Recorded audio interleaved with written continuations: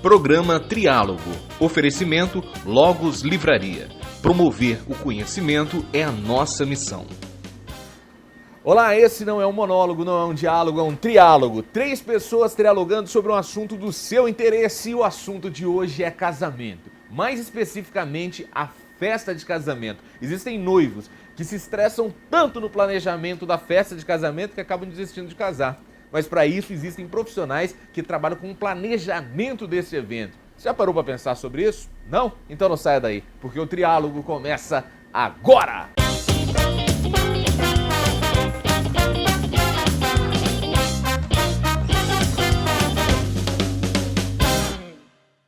Planejar é elaborar a cartografia do sonho, é desenhar a estrada que nos vai levar ao caminho da realização. Para muitos, o casamento é um sonho. No entanto, para outros acaba se tornando um grande pesadelo.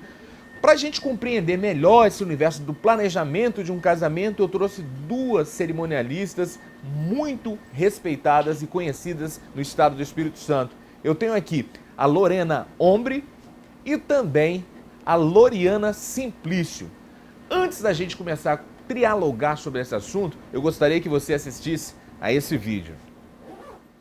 É claro que eu não vou comprar uma roupa para usar somente uma vez.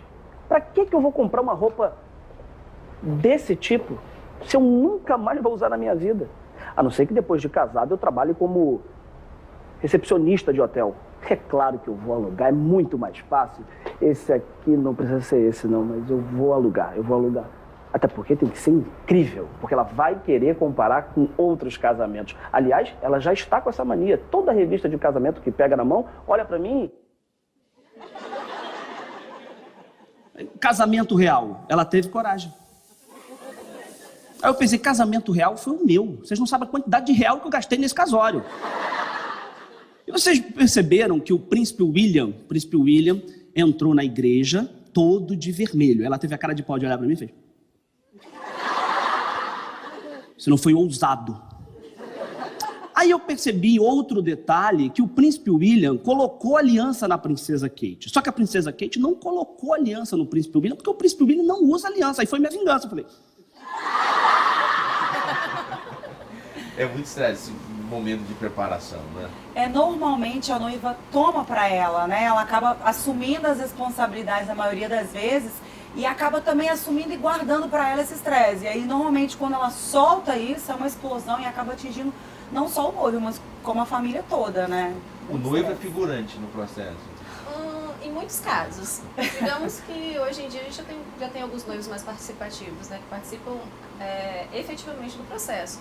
Desde a escolha de decoração até a trilha musical, como é que vai ser a cerimônia, a gente já tem alguns casos mais envolvidos. Eu tenho, inclusive, percebido que está aumentando o número de noivos que está tomando a frente. Exatamente. Eles que ficam no WhatsApp mandando mensagem para cerimonialista, né? Que eles querem decidir. Que tipo de mensagem? Vamos deixar claro para as Calma, noivas. mensagem tipo dúvidas, dicas, sugestões, ficam ansiosos, querem saber se eles estão dentro do prazo. Também, né? Mas a maioria da preocupação que eu percebo é financeira e de planejamento mesmo. Tipo, tô certo, tô no tempo, o que que falta, o que que tá atrasado, o que que eu tenho que ver agora. Isso eles tomam pra eles, mas eu tô vendo que eles estão participando mais. Bem mais. Vamos desenhar para quem está em casa exatamente qual é a função de vocês dentro do processo. Na verdade, eu não trabalho efetivamente só como cerimonialista, eu trabalho como wedding planner, que é o quê? Eu começo sentando com o casal e montando um projeto para aquele casamento. Planejamento total. Exatamente. Então, eu vou primeiro analisar o perfil desse casal e, a partir da personalidade dele, criar um projeto e oferecer. Sim. É isso que vocês querem? Tipo assim, é um perfil mais alternativo, um casamento na praia ou não? É um caso, tipo, eu tive um casamento agora há pouco tempo, que a noiva casou de lilás, chegou numa moto. Então são mini weddings, né, que nós falamos. São eventos um pouco menores, mas cheios de personalidade. Exato. E no seu caso, você trabalha como cerimonialista? No meu caso já é assessoria. No seu, no caso, você complementa, bota a mão na massa, da decoração. Também faço o dia como cerimonialista, né? Acompanho, faço cortejos todos. Já no meu é um pouco diferente, né? A gente também senta junto, faz um planejamento, mas eu não coloco a mão na massa no sentido de decorar, no sentido de planejar esses detalhes. Ah, não, eu achei que eu não chego a executar. Eu ajudo no planejamento, na concepção nas ideias da decoração, na né? concepção dentro do perfil dele. Então, quer dizer, eu quero uma festa de Halloween. Ok, o que é uma festa de Foi Halloween? você que fez aquela Foi. do- Ah! Na verdade, não foi eu que organizei, mas eu participei da entrevista com E o foi casal. perto do Dia das Bruxas, não?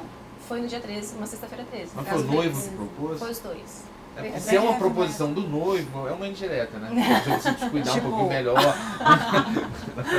Pois é, mas aí voltando então a falar da assessoria, né? A gente trabalha normalmente com 2 tipos de pacotes. O que é isso? É aquele em que eu pego a noiva desde o início, vou fazendo um planejamento, principalmente financeiro, que eu acho que é o que eles mais se preocupam hoje, porque casar, gente, é caro. Não é mentira, isso é verdade. Se você Mas acha que a gente casar é tem- caro, experimente se separar. Aí você vai ver É que- muito mais trabalhoso. Não se Tudo. separe, né? Mantenha, se vai casar de novo, casa com a mesma mulher que dá menos trabalho. Renove os votos. Exato, né? Então, assim, a gente trabalha essa parte financeira, de planejamento, eles chegam pra gente e falam, eu quero gastar X.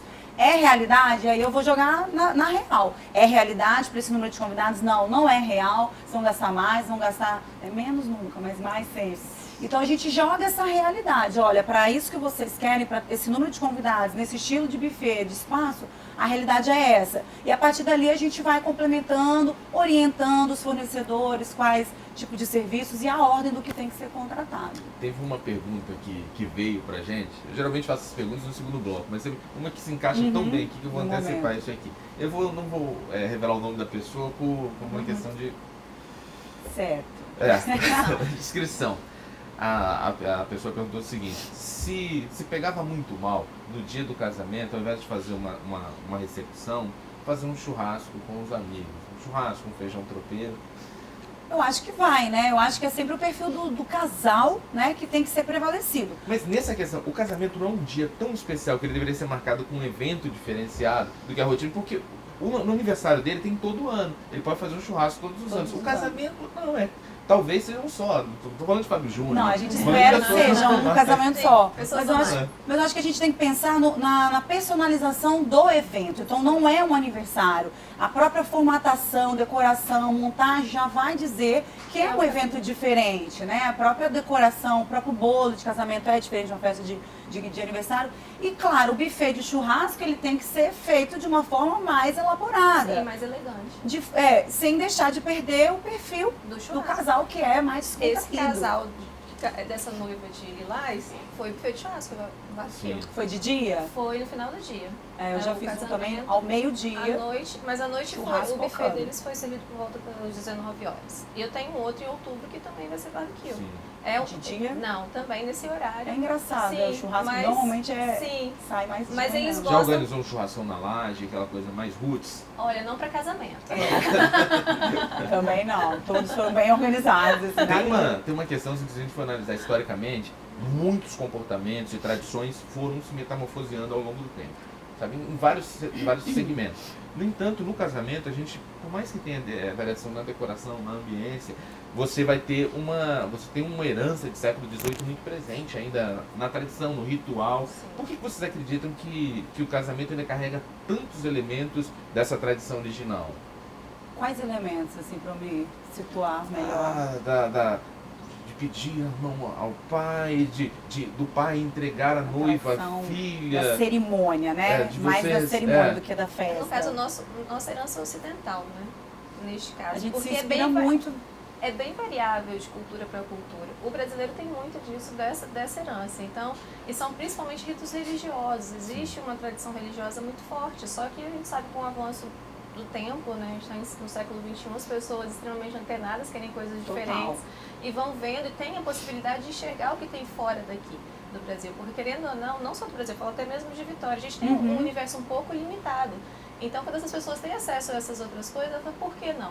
É. Isso começou a ser aberto. Então, claro que existe um resquício muito grande, tem famílias que vão, a questão da própria família, né? Os pais fazem questão de ser naquele formato, mas... É uma inspiração que vem, essa noiva fica Sim. pesquisando eternamente. Às vezes, caindo nisso que ela falou, que a gente busca essa referência fora, a noiva quer uma coisa que não é a nossa realidade aqui. Ela quer uma flor que ela viu no casamento lá não sei aonde, que aqui no Brasil não tem essa flor. E acaba, às vezes, sendo um empecilho também buscar tantas inspirações. Sim.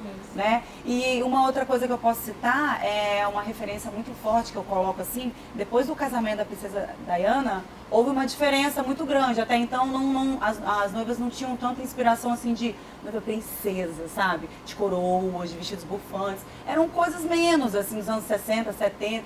Depois do casamento dela, eu senti que teve essa diferença, as noivas começaram a se inspirar nas princesas mesmo do Conto de Fadas, vinham com as coroas, aquela coisa mais triunfal, tipo, hoje é o meu dia de princesa. Eu percebi isso um pouquinho pelas minhas pesquisas. Nessa tradição também tem uma coisa que me chama muito a atenção, é que eu já vi acontecer isso, de casais ateus foi uma vez só, mas agnóstico algumas Diferença entre vezes. eles ou não? A pessoa não acredita exatamente, não tem uma religião, não acredita em Deus ou não o compreende de maneira racional, o caso do agnóstico, e mesmo assim faz questão de casar na igreja. Eu tive poucos casos desse, né? Quando é assim, eles casam no cerimonial, né? E não é colocado nenhum padre, nenhum pastor. É colocado uma pessoa da família que vai contar uma historinha. Ou agora tá super tendência os mestres de cerimônias, que é aquela pessoa que vai conversar com o casal, independente de ter tido uma convivência com eles antes, para poder buscar as suas histórias, os seus pontos fortes daquele casal e trazer isso para a cerimônia de forma não religiosa, né? De forma mais assim, de uma bênção pela sua história, pelo que vocês merecem. Construíram. Exatamente. Porque eu Agora, percebo na assim a questão igreja, da pessoa não querer lembro. dar um presente aos pais. Sabe? Então Agradar o pai, dá a satisfação de ter a foto na igreja, de ter um padre, um Acho que um pastor dos abençoando. desafios hoje em organizar o casamento é você administrar essa relação da família, da intervenção da família no casamento. Porque muitas vezes eu acho que acaba sendo um sonho deles que não condiz com a realidade da personalidade do casal.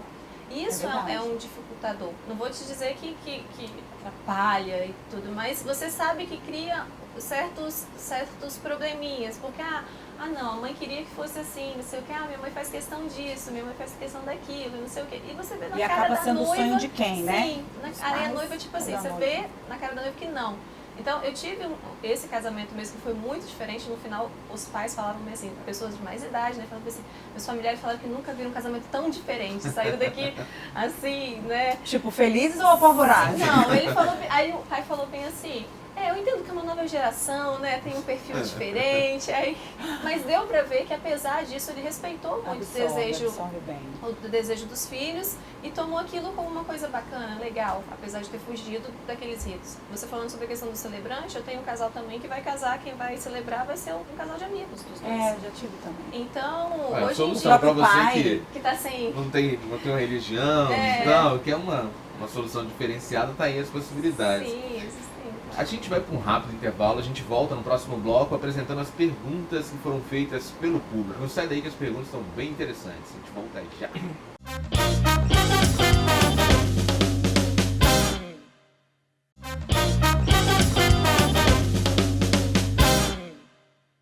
Estamos de volta com o Diálogo e nesse bloco a gente apresenta as perguntas do público. Eu tenho aqui a Lorena Ombre e também a Loriana Simplício. Ela vai responder as perguntas que vocês trouxeram. E a primeira pergunta foi essa. Vou me casar em dezembro e estou escolhendo os convites. Vejo que é tradicional o nome da noiva vir primeiro. Teria alguma origem? Precisa ser uma regra? Mari Eufrásio, Vila Velha. Então, não existe essa questão efetivamente da regra, é uma questão mais de cavalheirismo, né? Até porque se for um casal de lésbicas, Quem vai quem vai primeiro, né? Eu acho que fica mais bonitinho também, aquela coisa da mulher primeiro, o homem. Não, mas esse é o problema, vocês supervalorizam o papel da noiva no dia do casamento. O noivo que se dane. Eu lembro que no dia do meu casamento, é fato. No dia do meu casamento, a gente saiu da igreja, a gente foi pra recepção, na hora que chegou lá, aí e tal, não sei o que, a gente lanchou um pouquinho antes pra poder dar o tempo de cumprimentar as pessoas, sem fome e tal. Aí na hora que eu tô entrando, na hora que eu fui com ela pra poder entrar, aí um músico chega e fala assim, então com vocês, a partir de agora, a entrada da noiva. Eu falei, vai sozinha, vai. Aí deveria mesmo. Vai ter que me chamar, pô. Você casou tem quanto tempo? Eu tenho 15 anos. 15 anos, olha, Isso. e já tinha essa ponta de circunstância pra entrada dos noivos e Da tudo. noiva. Do desculpa. noivo que se dane. Um negócio horrível. Aí você nunca mais indicou aquele músico, né? Nunca mais casei. Então vamos pra próxima pergunta. Noivas que optam por entrar com o terço na mão em vez do buquê, devem o arremessar também? Jorge Gonçalves, Vitória. De forma alguma, ela deve Até guardar, um né? acidente, né? Claro, com certeza. Ela deve guardar, porque é um símbolo, né? Mas não é muito comum entrar só com terço, não. Uma ou outra que não gosta de flor. Mas a que entrega, a que entra com um terço, ela tem um buquê para poder arremessar? Entra com buquê também. Sim. E aí na hora de arremessar, para ajudar as encalhadas a desencalhar, aí tem várias formas. Um buquê de flor, o próprio buquê se ela entrou na igreja com um buquê, o buquê de sapinho, o buquê de Santo Antônio, tem buquê de todo tipo. O sapo príncipe, você dá um beijinho e de repente aparece o príncipe. Sabe, tem o Santo Antônio para desencalhar, né? Tem o Cupido agora também, que é um bichinho de Cupido que joga. Então, você conhece o nível de assertividade das mulheres que pegam um buquê e conseguem se casar? Você tem um estudo assim que... Olha, o estudo não tem não, mas segundo as más línguas, eu tive alguém me contou, uma amiga que está planejando o casamento dela pro ano que vem, ela falou que no casamento que ela foi, jogaram o buquê e a menina que pegou casou um ano depois. Isso aconteceu comigo também. Eu peguei o buquê em setembro, em outubro virou meu noivo, né? Me pediu em casamento. Mas em você outubro. pegou na bolsa, foi Mas eu já não estava encalhada. Aquela desesperada que vai. Não, de forma alguma, eu tenho provas, eu tenho vídeo, eu tava lá no fundão. Vou colocar esse assim. vídeo, editor.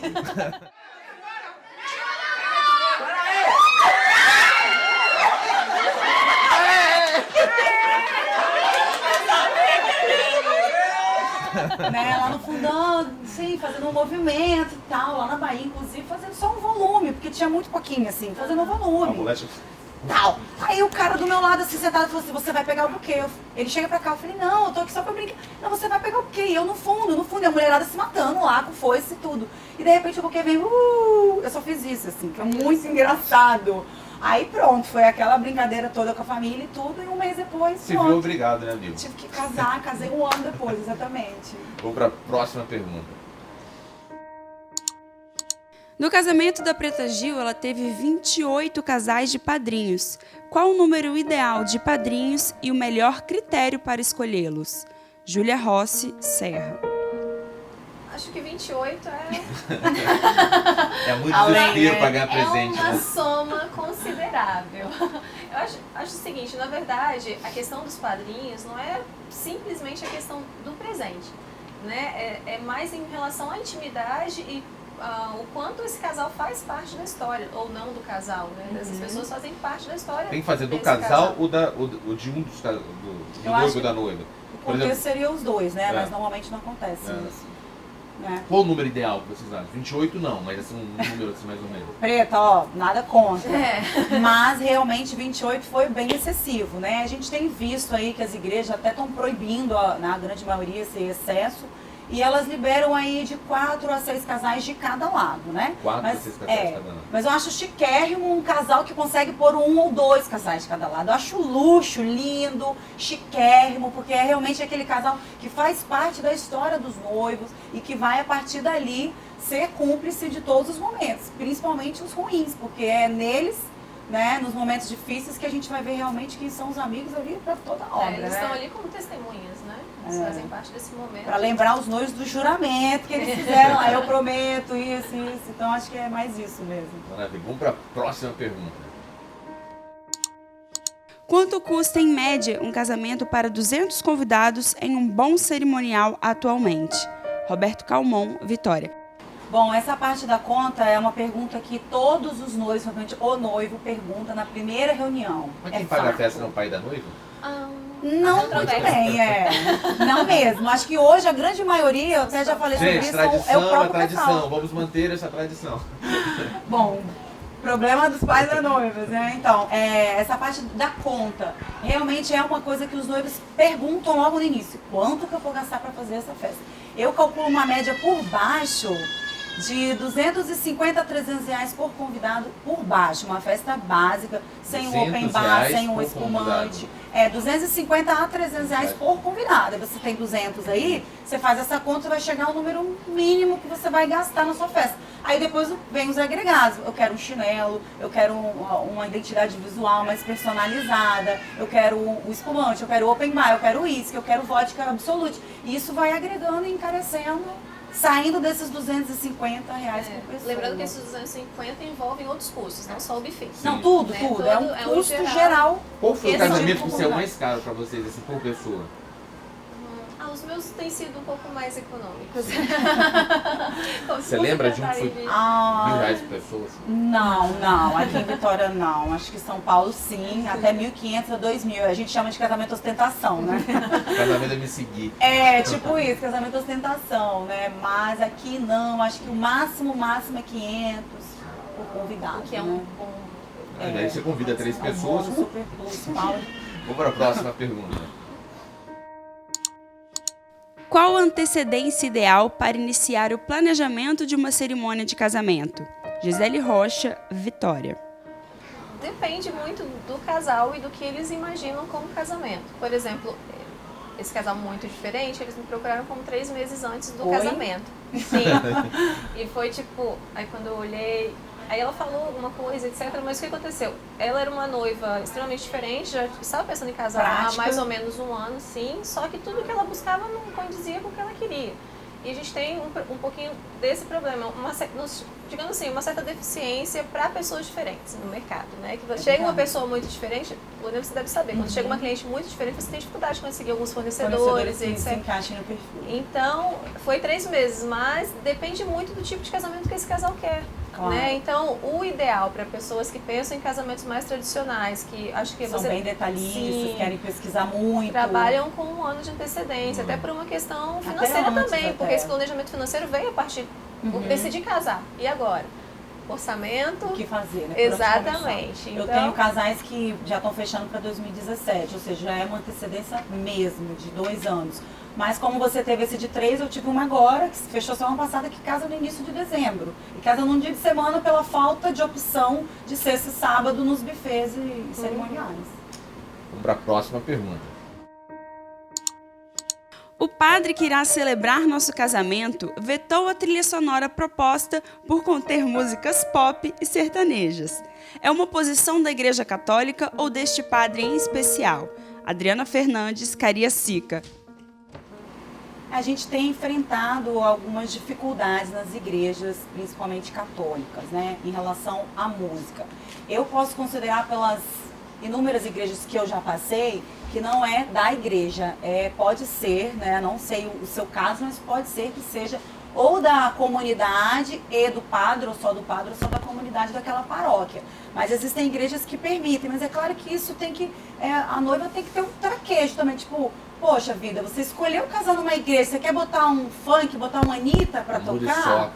Não dá, né? Então assim, vamos ter o bom senso, acho que tem que partir dos noivos esse bom senso.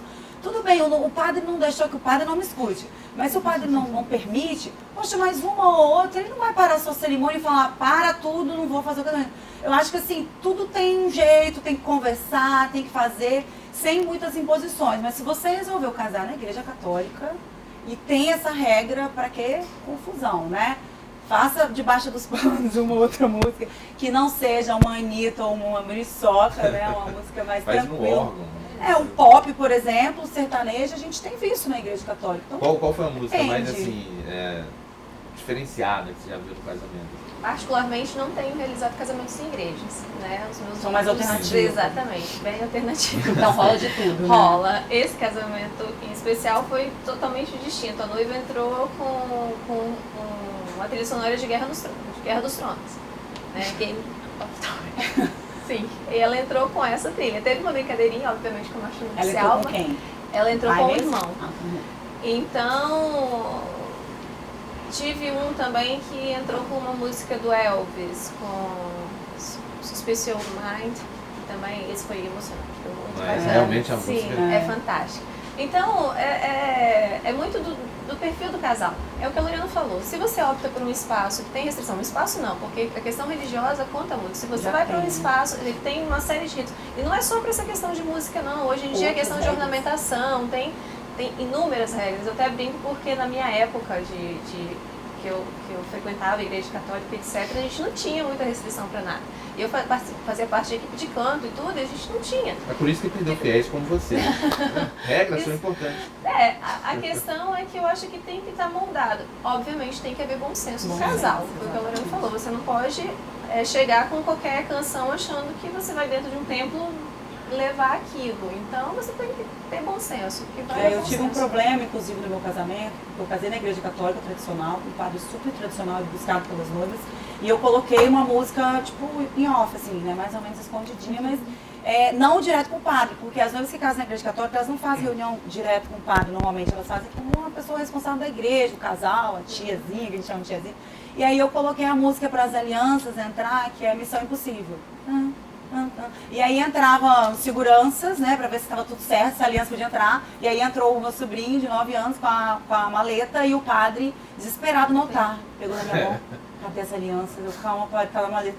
Cadê as alianças, Lorena? Calma, padre, cada maleta, vai chegar. Então, assim, a minha imagem é de terror no filme, porque eu estou, assim, apavorada com a reação do padre. Mas foi muito legal, todo mundo adorou, e aqui já tem várias outras noivas também aderindo, eu acho que a igreja não vai ter problema, porque não é uma música, assim, que é só uma batidinha. Olha só, pra você que tá em casa aí. A gente vai pro último intervalo, no próximo bloco a gente apresenta as indicações de leitura. Não sai daí que o Triálogo volta já.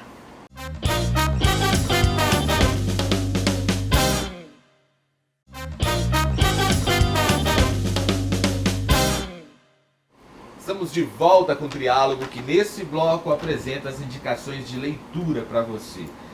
Lorena Ombre. O que você indica? Eu tenho esse livro aqui, desde que eu não comecei a trabalhar, mas eu recomendo não só para as assessoras, mas para a própria noiva, que é Casado, Planejamento da Celebração em Grande Estilo. O que é esse livro? É um passo a passo do que realmente fazer desde o início até a lua de mel. Por exemplo, na lua de mel, que ela fala sobre os documentos, sobre as vacinas, o que precisa naquele lugar. Então são coisas que às vezes a noiva esquece. Lua de mel, eu já tudo certo, já paguei a viagem, mas não, são vários detalhes. E do planejamento mesmo, lá no início, minucioso, os detalhes, como contratar, o que tem que ter no contrato do meu fornecedor, de cada tipo, quanto que eu vou gastar mais ou menos, qual a porcentagem de gastos que eu vou ter para cada coisa, que eu tenho que separar, quantos por cento da minha verba para o buffet, quantos por cento para doces. Então é um beabá mesmo do planejamento, válido super para quem trabalha com casamento, quanto para a noivinha que está lá desesperada, meu Deus, por onde eu começo? Né? Noivei e agora? Então eu acho que é válido esse livro da Vera Simão. Ela é assessora de eventos já há muitos anos e ela teve a contribuição de 2 jornalistas, né, para poder botar as ideias dela dentro do livro. Então vale a pena, muito bom. Ótimo, obrigadão. Que isso, obrigada pelo Muito convite. feliz pela tua presença, Muito você que feliz também é militante da TV, não é? Tamo aí. É isso aí. Loriana, o que você apresentaria? Eu sugiro o Livro Branco do Casamento, tudo que você precisa saber para organizar um casamento inesquecível. É da Vera Diori. E é mais ou menos também nesse estilo de beabá, mas ela também fala muito sobre esses casamentos diferentes, sobre cerimônias diferentes, esse passo a passo para você planejar um casamento um pouco mais diferente. Ela segue, obviamente, o estilo tradicional e traz todas essas referências. Entretanto, ela também abre, né, esses parênteses para trazer informações atuais. Exóticas. Exatamente, o que é diferente.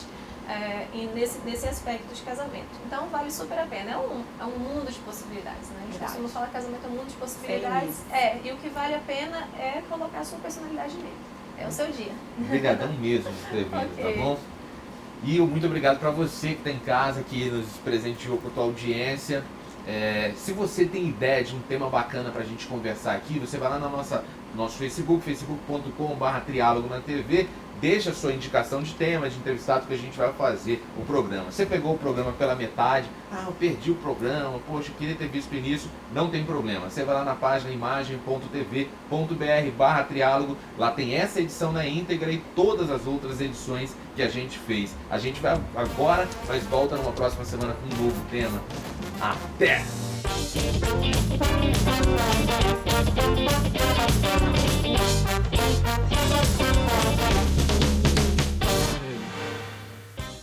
Programa Triálogo.